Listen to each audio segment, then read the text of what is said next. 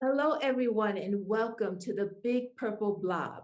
Today, we are excited to talk about a very timely issue: screen time balance and internet safety. Today, I am here with my fellow colleague, Susie Church Brown. And for those of you who may be tuning in for the first time, I'm going to ask Susie. Susie, please tell them a little bit, excuse me, about our group, the Big Purple Blob. So, good morning, everyone. The Big Purple Blob is we're a group of six coaches, and we support different aspects of parenting and well life. And specifically, as a group, we are offering support for foreign service families. That's right. And so I'm Sharoya Ham, and I am a parent coach who works with families who have children who are struggling with behavioral and educational challenges. Susie, tell them what you do. I am a parent coach that supports parenting skills, and also as a wellness coach, I support um, families and individuals trying to attain and keep their best level of wellness. And Susie, I was thinking this morning, we have not done a show, I don't think, around wellness yet, have we? No, not yet. So we It's interesting. It changes every post, right? So it is definitely a topic of interest. Yes, we got to do that real quick.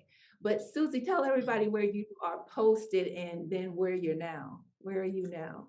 So I am posted to Sri Lanka, to Colombo, Sri Lanka, but we are currently on home leave, and we are trying to show my eldest university options. So we have kind of gone south through Virginia, and now we are in Chapel Hill, North Carolina. That's right. And so I know we're having a show coming up soon about home leave. So we're wishing you all the best, Susie, on your home leave. We know how exhausting it can be, but I Yeah, wish I wish you all the best. thank All you. right, good. All right, folks, listen. A few weeks ago, the Big Purple Blob posted a survey on trailing houses, the Facebook page, and we wanted to know, what are your biggest concerns about your kids' screen time usage? Well, you guys responded big time. We had over 250 responses, and you had a total of 11 concerns, ranging from a lack of proper brain and social emotional development to concerns about long term eye damage. But there are three issues that clearly stood out from the rest. Today, my colleague and fellow blogger Susie is going to reveal those results. But before she does, Susie, I want to ask you, were there any surprises when you looked over the results?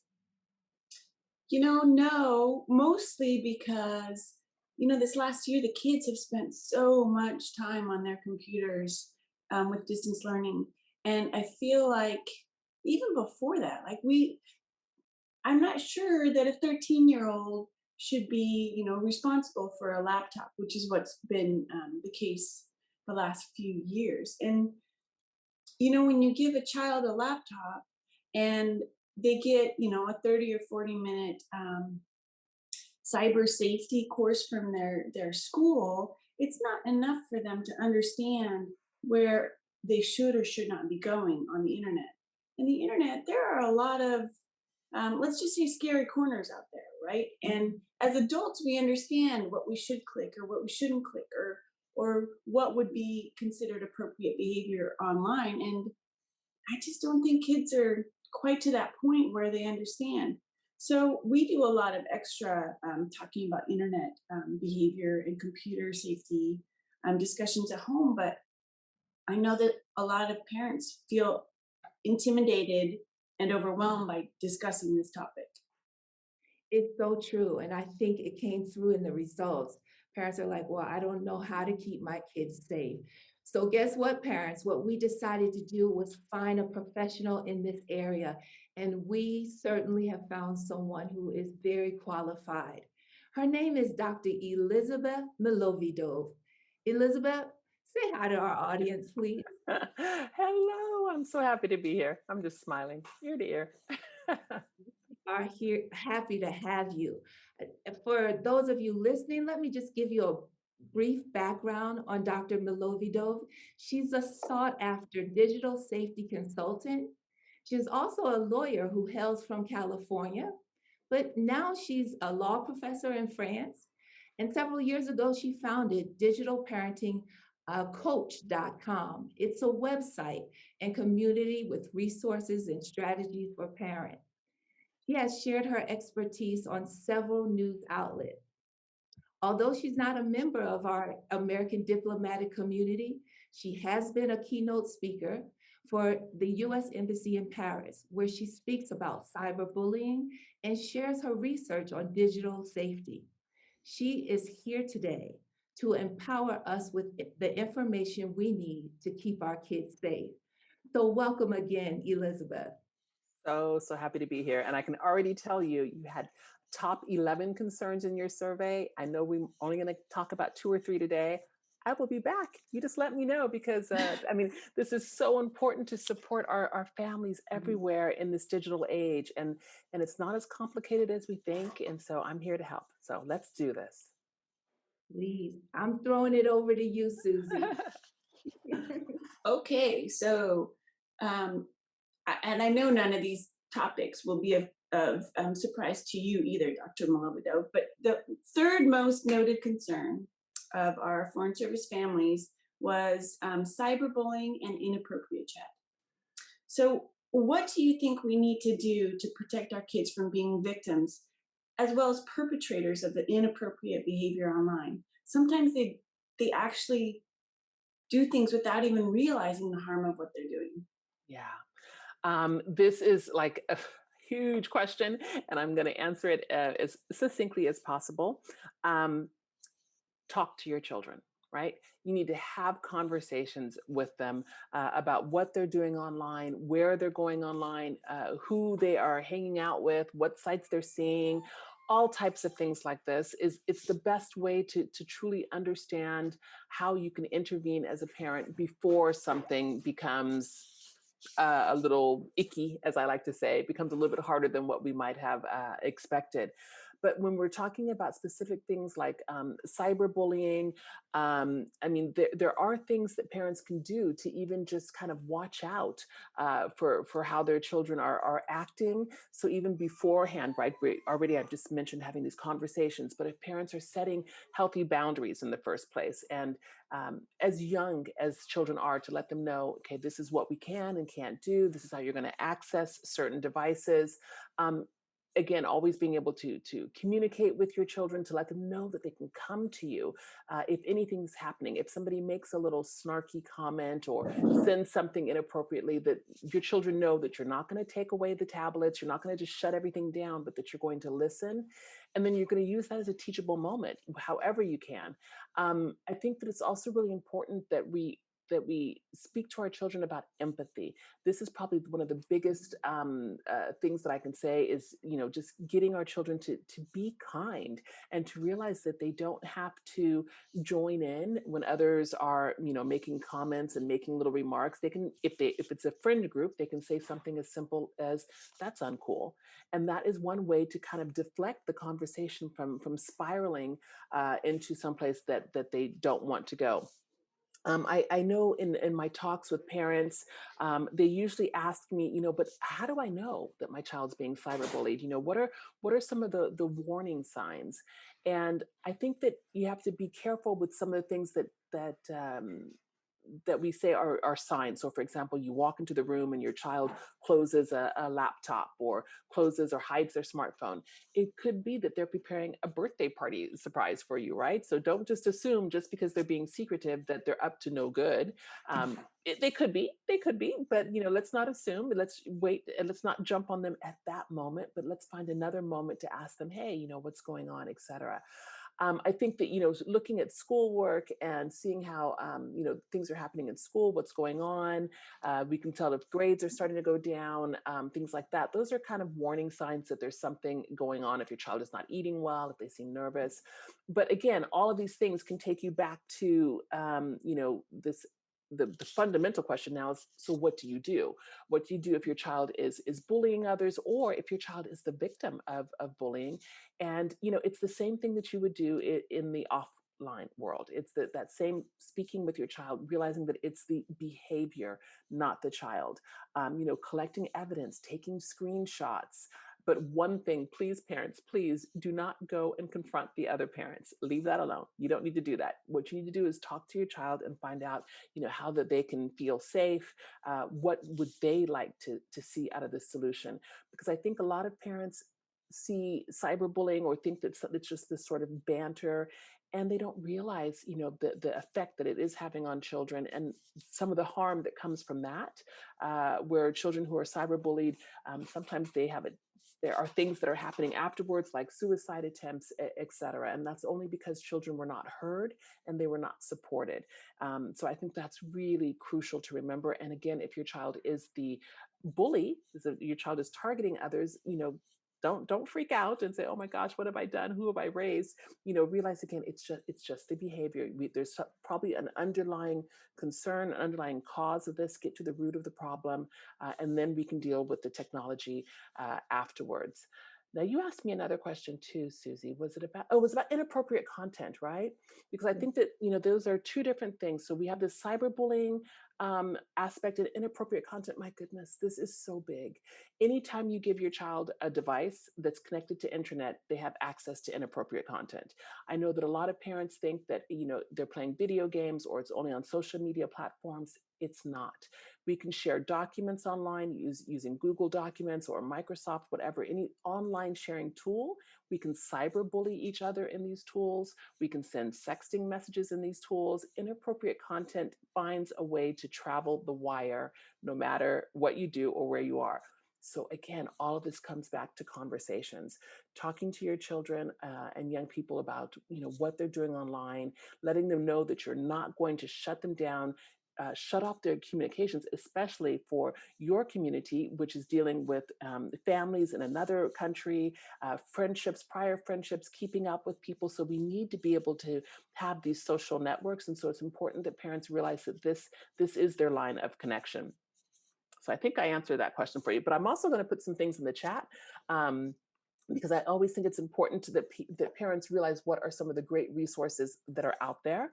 And so I'm just going to line them up, and you can collect them afterwards and just, dispatch, just make sure that people know. Even, for example, the federal government is doing some fantastic things with child online protection. So like I said, I'm just putting it all out there so parents can know where to go. Awesome. Thank you I for got a quick question for you. Yeah. You said not take their devices away. Uh, Mm-hmm. I thought you brought up a really good point, because that is a part of our community. Our children's friends are all over the world. So it is a very much needed device, or, they need access to that. But the conversation, I can hear parents saying right now, but my kid won't tell me the truth, nor will they even have this conversation with me. What do those parents do? Right. Okay. So I also think, let me make a really big distinction here about taking the device away, because I think that you can still put limits. You can still tell your children there are consequences. As any parenting coach, I'm sure you're going to say that, right? I'm focusing on the digital aspects of it, but there are consequences for their actions. So whether you reduce that time or you take the device away, but it's not for a month. I once had a parent, the child spoke disrespectfully to her. She was very upset. She took his smartphone away for 2 months. Yeah. Even Susie was like, "Whoa, that's kind of a lot." And this is for a teenager, right? And it's just like, whoa. Let's just calm this down. I know that he was disrespectful. I agree. That should not be happening. But 2 months, 2 months. And so we were really fortunate, and that I think only 3 weeks had gone by. And this poor child, 3 weeks had gone by, and we were coming into Thanksgiving. And I said, "This is a great opportunity for you to give him back the device. We're going to talk about Thanksgiving, how we are thankful, we are grateful as a family, and how we're going to open up those lines of communication." So I also suggest parents use any type of, again, that teachable moment, that occasion, that holiday, whether it's, Christmas, Hanukkah, what have you. If you're changing devices, or if you're giving them a new gaming controller, with that new gaming control comes some rules. Let's talk about the guidelines again. Let's reinforce the fact that we have to have an open conversation and that I trust you, but I don't trust all those other cray people out there. Mhm. And this is why we have these rules. This is why you have to follow my guidelines so that way I won't worry about you because of them. And I think that those are some of the conversations that we can have. And please, Sharia, you know that I know this is not easy. I'm making it sound like, oh, 1, 2, 3, let's just do this, and your children are going to be perfect digital citizens. No, no, people, that's not the No. case. But you're We going to can't solve it all in this time, but I really appreciate you giving us the resources to pass on to our audience. So Yes, thank Right. it's a yeah. No, you just have to keep going. Oh, I'm getting you, whatever you had, you gave it to me, Sharia. Now I'm all with a frog in my throat. But what I was going to say too is, I think we discussed this previously, Sharia, but I heard it again in a different way. I was giving an internet safety talk to some parents, and they sat there with me for 60 minutes, right? And then they were going to go home, and I said, listen, stop right now. Don't run home and sit your child down for 60 minutes and like lecture and this and that. I said, Right. Susie's like, mm-hmm. I said, you take those 60 minutes and give me 1 minute every day for 60 days. That is 2 months of you reinforcing that I'm here for you. How are you doing online? That's it. Move on. What's going on social media? Oh, that's it. Move on. How's your eyesight? Your neck. Let's move on. 60 days. And we all know about forming habits, right? How long does it take to form a good habit? So I think if you have 60 days, you're okay. You're okay. 1 minute conversations for 60 days. And Lovely. that begins a habit, right? And so then your kids are going to be coming to you about those sorts of topics and feel Yes. comfortable broaching, gosh, this happened online and I don't really know what to think about it or whatever. Yeah, no. Exactly. And actually, because you just mentioned that, I'm going to give another tip that I heard from someone else, which is that you give your child a kind of a get out of jail free card, which is like you just put a little envelope and you just put, I will support you, Mhm. right? Put that, close up the envelope and give it to them. And, they have that and they have it by their bed whenever, you just let them know they can use it whenever. So that way, your child knows that when they have an online issue, when there is something with inappropriate content, when perhaps they are being bullied or they are bullying, when a pedophile, somebody grooming is trying to reach them and they don't know what to do, or let's face it, parents, they have sent an inappropriate photo. They didn't mean to, Mhm. but they did. These things are innocent. They happen. Think about what we did when we were kids. We just didn't have internet documenting it. If anything, we had a Polaroid that you would take and had to wait 10 seconds for the picture to slide out anyway. So when they have all of these things going on, just give them a sort of free pass so that way they know that they can bring that envelope to you and that you're going to take a deep breath, you're going to calm down, you're going to scream, you're going to call Coach Sharoya, you're going to call Coach Susie, and then you're going to go talk to your child and listen to what they have to say without saying a word. You're going to support them, hug them, and move on. Because this is the biggest problem with a lot of the online issues is that children know that if they say something, children and young people, that if they Mhm. say something to their parents, that the parents are going to take it away, shut them down, and that's not going to resolve the problem. Well, this kind of bleeds into the second concern, and you've touched on some of these already. Speaking about those cray people out there. Um, how do we? And they're very smart. They will lure kids over to the dark side using all sorts of different tactics. Um, how do we help parents understand about these tactics that these sorts of internet predators use? And what are some steps that parents can take? I mean, besides being aware, talking with your kids, what are some other things that parents can do?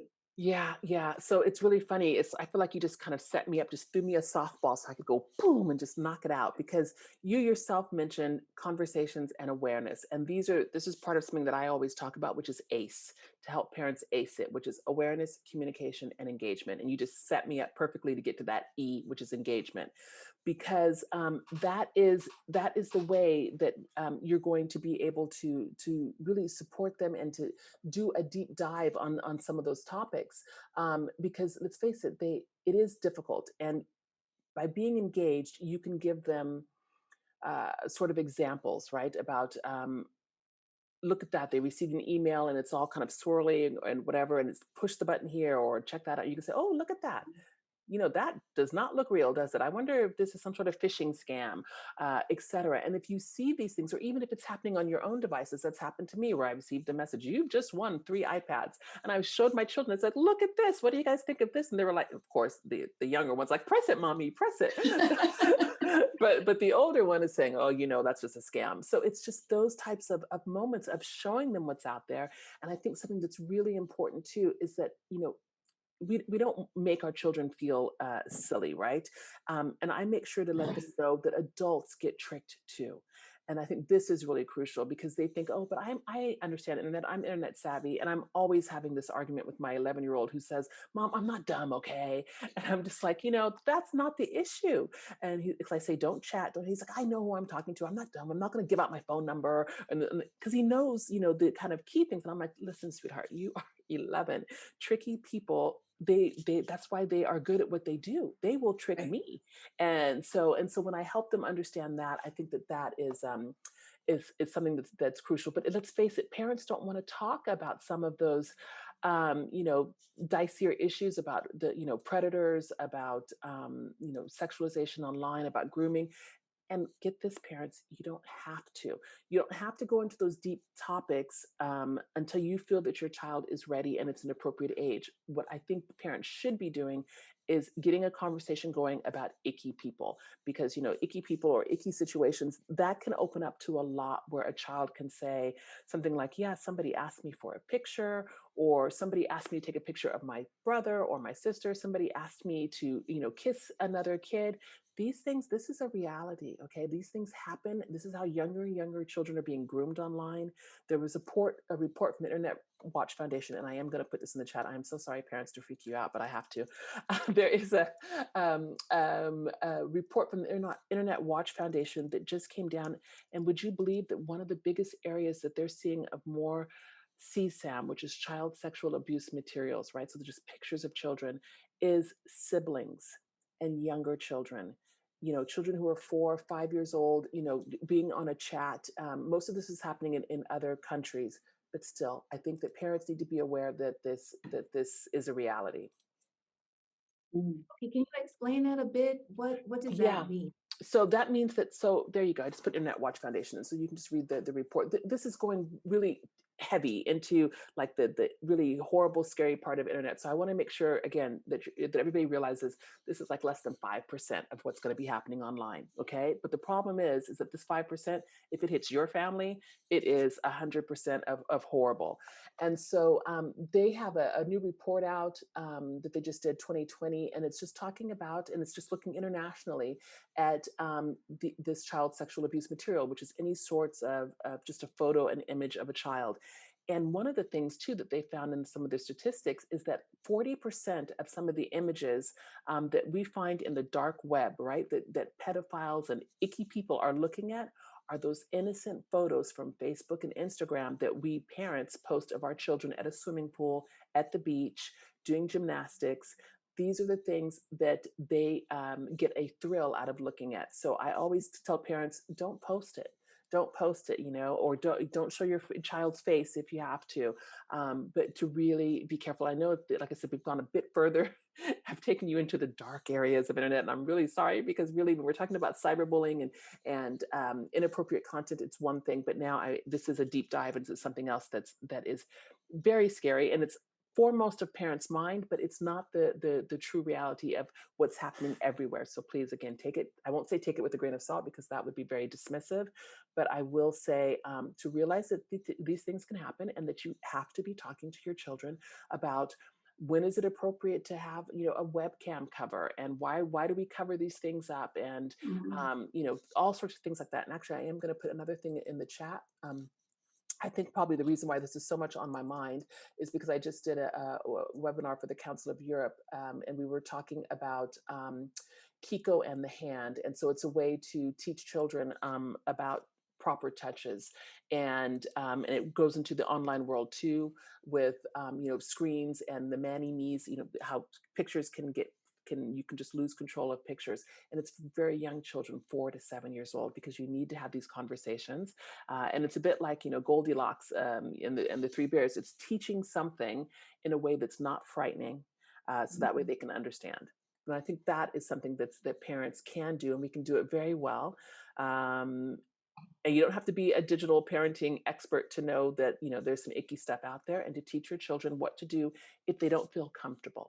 If you feel a stomach ache after they've looked at a picture, or they got a weird thing, a weird request, teach them to come to you. Wow, great advice. The answer to so many situations and concerns is communication. Mhm. Yeah, it really, really is. I just put one more thing in the chat for your parents. Also, it was a little brochure that the Council of Europe provides for free in English and in French, talking about online child protection. But this is talking about the areas that I just mentioned, so the sexual exploitation and abuse, and it really explains grooming and sexting, and what our children can be doing. But it also provides strategies, so that way I'm not just throwing this out there and then leaving them all going, what do I do now? There's always resources. There are always people to help and to support you. You just have to know where to ask. Well, so this isn't one of the top three concerns, but and one of the comments that we had on our survey, and it's associated with getting linked up with these people, these predators online, is kids go to school, and even as young as the third and fourth grade, schools are giving the kids an email address. And then they can use this email address to, sign up for things or enroll in things. It kind of reminds me of when we were kids and we went to college for the first time, and then you got like a bucket full of credit card applications. I don't know if you guys remember that. But I do.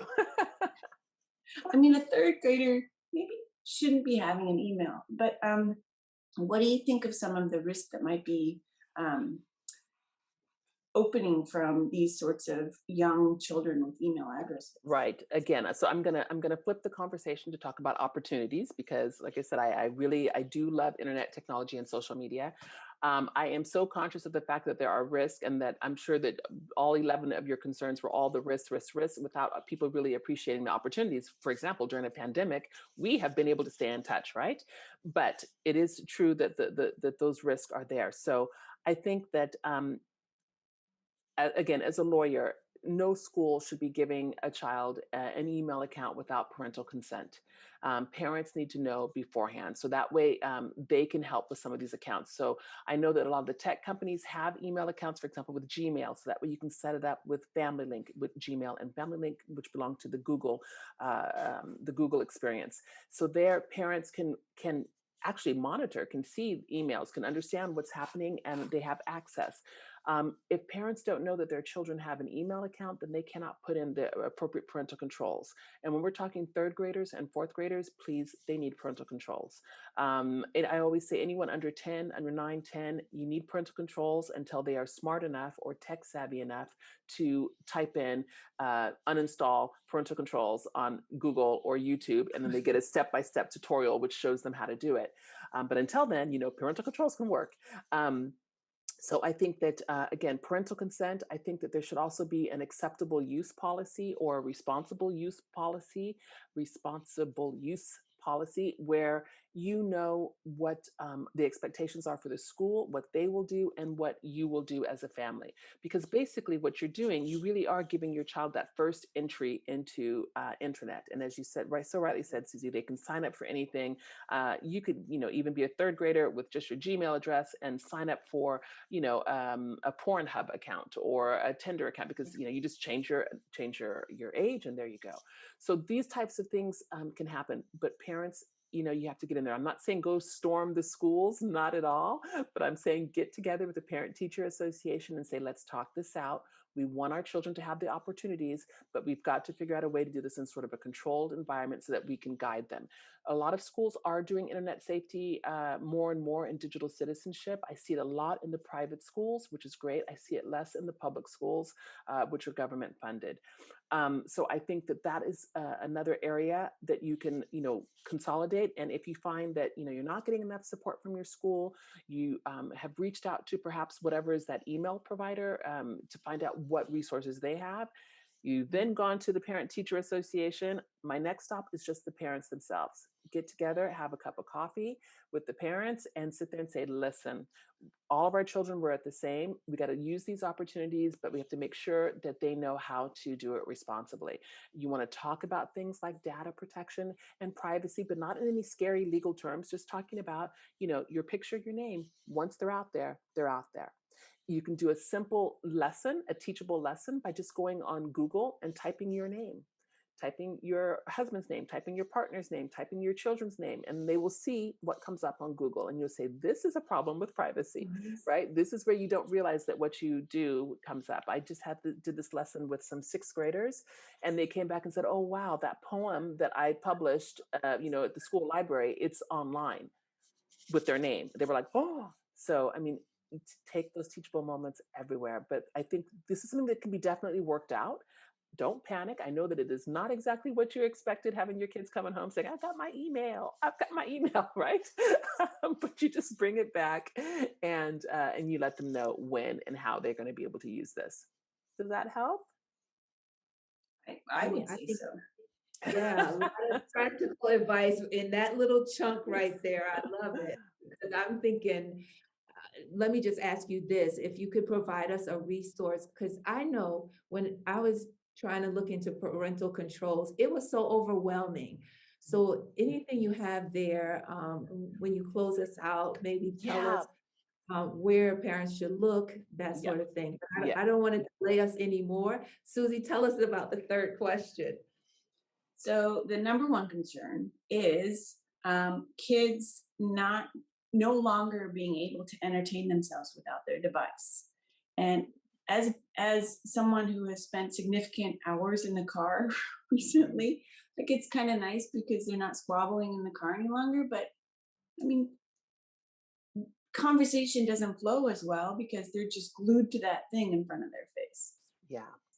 So again, this is a huge fear and a huge concern of parents. I'm just going to say, don't freak out. Once again, I always want you to sort of think back to our childhood, and these are all just different constructs, right? We grew up watching. I don't know. I'm going to out myself out here. Grew up watching Laverne and Shirley and Gilligan's Island and other things like that, right? So just think about how many times your parents were like, "Will she stop watching Gilligan? Come on now," trying to turn all of these things. Yes, it's not exactly the same because our shows and series, they ended after 30 minutes or 45 minutes, etc. I get it, but I still want you to remember that thrill that you had when you were in your own little world, and to understand that, yeah, it's true that our children, they feel like they can't do a lot without their devices. And that is because, dear parents, you have put everything on those devices. You have allowed them to have all the different apps where they can play word games, they can play puzzles, they can play sports, they can do art, they can watch YouTube, they can watch Netflix. You have empowered them and put a whole world of opportunity in that little device, whether it's a smartphone, a tablet, or a leapfrog, or anything else that's smart learning. I'm not saying, shame on you, not at all, no parent shaming, but it's like you have to realize the beauty of what's in there as well. You've given them a window to a whole nother world. They can have National Geographic kids, they can learn another language. It's all about balance now.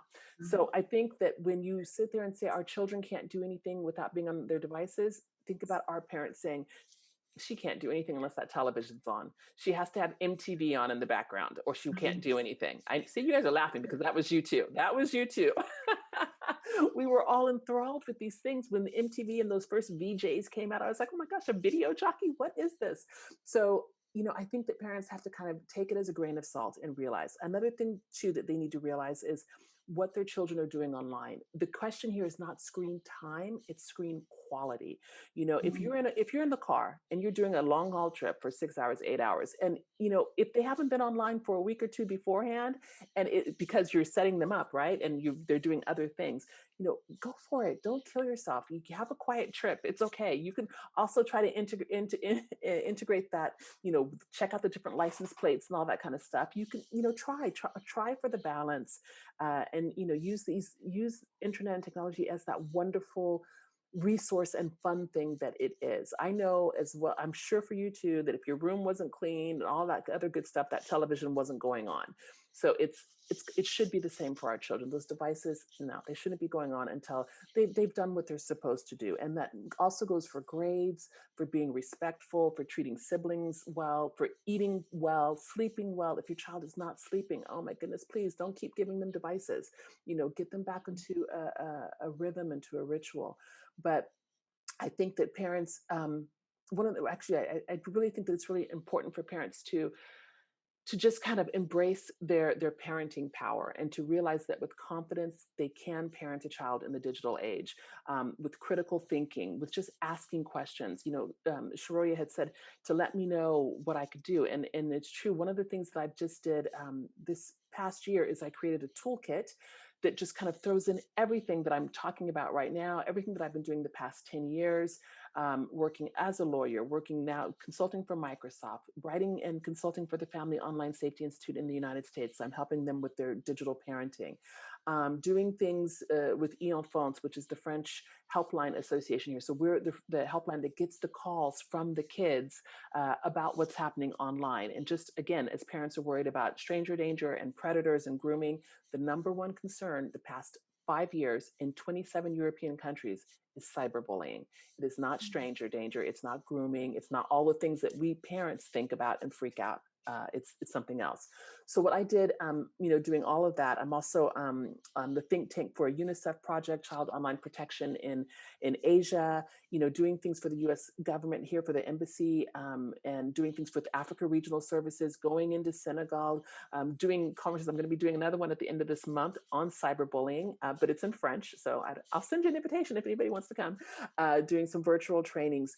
All of these things, what I've done is I just pulled it all together and just said, here's a toolkit, whether you have children who are newborns to 3 years old, because I want to talk to you about webcam covers. I want to talk to you about those baby monitors, about connected diapers. If we're talking children who are 4, and Susie's like, connected diapers? Yes, Susie, they have diapers that are connected, that with your iPad, you can check your child's hydration levels to see if they went pee in the diaper. Yeah. They have connected pacifiers, where if you lose the pacifier, you can search for it on your iPad, on your tablet, and ding, ding, ding, you'll find it. You can also take your child's temperature. Now, there are a lot of people who are listening who are saying, well, what's wrong with that? We have that. And I'm saying, rock on, enjoy it, but please understand data protection and privacy. Connect all these devices to a VPN, a private network, so you can keep your data yourself. So then children who are 4 to 7, talking about their first adventures into YouTube and YouTube Kids, they should not be on YouTube. Then 9 to 12, which is different when they're getting into all their gaming, when they're starting to use those social networks, they're starting to understand what it could be to be a digital citizen. They're able to follow rules. And then finally, the B group, those teenagers, 13 and up, just to give parents a heads up on some of the things that they can be doing with sexting and grooming. And again, when I say sexting, I want you all to remember when you played doctor back when you were, 10 years old, you were playing doctor. I know you were, so I know. Don't even try to say, oh no, Elizabeth, not me, because you were. Everybody was. I want you to think back to that and realize that is what our children are doing online, unfortunately. And that's where we can intervene and let them know that a lot of this is normal and natural, rites of passage, but they should not be documenting this stuff. They should not be putting it online. They do not have to share those pictures of themselves at the beach with their puppy dog love, first love, no, keep it private. So, I'll put all of that in the chat, where it has different talking about parental controls. Just basically, it's everything that I could think of. I took my brain and put it into this toolkit, trying to give people as many resources as possible.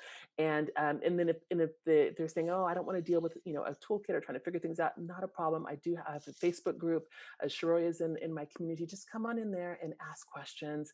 We are over 4,000 parents who are supporting each other. We have child online protection expert psychologists, because I'm all about the psychologists and the pediatricians. I need their voices to talk about things like eyesight, myopia that is increasing, about what's the perfect distance between a computer and an iPad. Even just today, I told you I was doing talks with kids, and I asked them, do your necks hurt, your backs hurt? And they say yes. Talk to your osteopaths, your chiropractors. They will tell you.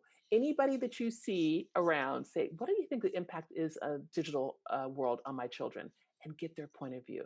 Whether it's the dentist, the nutritionist, the orthophonist, the speech therapist, they will tell you that we are seeing lots and lots of changes in our children, and they're not things that are irreversible. They're things that parents just need to know so they can guide. Just like when our parents would tell us to get back from the TV because we were right up in front like that, it's just sit back further, sit back further. There are steps and things that we can do. All is not lost, digital parents. I'm telling you, we can do this. We have to do it. You have no choice. So you might as well do it with a smile and look at all the opportunities and the fantastic things that are out there. Wow. Oh, Sheree, I love this. I will come back again and again and again I and again. am absolutely blown away when you talked about the diapers and how you just nailed each age group, like what the challenges are in those groups. I'm telling you, I'm blown away. Okay. All the things you brought up, but most of all, I'm really impressed with the practical ways, especially just like you said, when you're going throughout your day, the doctor's appointments, just letting the kids eavesdrop on that conversation you just said to the doctor. How is, my kid, or I would say our family screen time Yes. affecting us? Right. And let the kids hear that. I mean, I just love, Powerful. I That's love. why people hire me to come in and speak to the kids, because I'm saying the same thing that you parents are, that educators are saying, but it's a third party. I am somebody Right. different, and when I come in and tell them, that's not a good idea, they're like, oh gosh, my mom was right. Oh, my teacher told me that too. Oh, I guess they do know something after all. So what stood out to you the most? Oh, the question to me or to Susie for the Just Susie. In all this information, what stood out to you the most, Susie? Well, I mean, it just reiterating what, because it does sometimes, I mean, I know all this, right? But sometimes just having that reminder that, it's not all about negative things on the phone. It's not all about um, YouTube. There are a lot of really helpful, useful things on there. I mean, even I'm so impressed with how quickly my children can find things that like they found rental bikes when we were in the middle of Sri Lanka, visiting a site. Like we couldn't find them, my husband and I, but they were like, oh no, Yay! here they are. So they I are. love it. I It's love it. it's nice to learn and be reminded that these are actually useful tools that we've given our children. Yes. Let's just remember that part as well. Oh my gosh. Oh, Susie, you're just giving me chills. It makes me so happy to hear that your children are like digitally just doing it, because that's what we want them to do, right? To use those opportunities. And I think it's the Center for Humane Technology that says, Tristan Harris, who is a Google ethicist, and now he's out campaigning, trying to tell us all to, use our technology wisely. But he said, we are supposed to use technology as a tool. We are not supposed to be the tool of technology. And I think that is something that is so, so important for us to always remember, and that we can master it. We really can. I'm going to put that in the chat too, because I just love them. Okay, well, in closing, I'm just going to simply just remind our community of what you said, and that we have given our kids the gift of a window, and it's through technology. And we should just put our focus on helping our kids appreciate and respect the privilege they have to look out this window, and not to shame ourselves, be full of guilt, but see it in that light, that you have empowered your kid to look through a broader scope of information and have opportunities. And you want to let them know that you are going to walk with them hand in hand through this experience, so they can get what you intended from that view. Yay. So thank you so much, Dr. Elizabeth. Always a pleasure. Church is one name, Susie's Church, and then we have Milovidov. So you guys have some great last names, and we appreciate the time you've given us today. And we'll put all of your information, so for parents who want to connect with your, is it digital parenting Community. coach? Oh, com. yeah, the website. Oh, I completely forgot. I'll put my website Yeah. right there. We'll put all the information right in the show notes of this podcast. So Great. thank you all. And we look forward to seeing you next week, folks. Thank you for listening to the Big Purple Blob Morning Show. It has been a pleasure to share our stories with you today. Now we want to hear from you. Tell us your story. Let us know your biggest challenge that you face at Post or back in the States. We also want to know what type of parenting support you need at this time. To connect with us, visit our website at thebigpurpleblob.com. If you found today's episode helpful, please share with your friends in the American Mission community. And remember, we want to hear from you because we are here for you.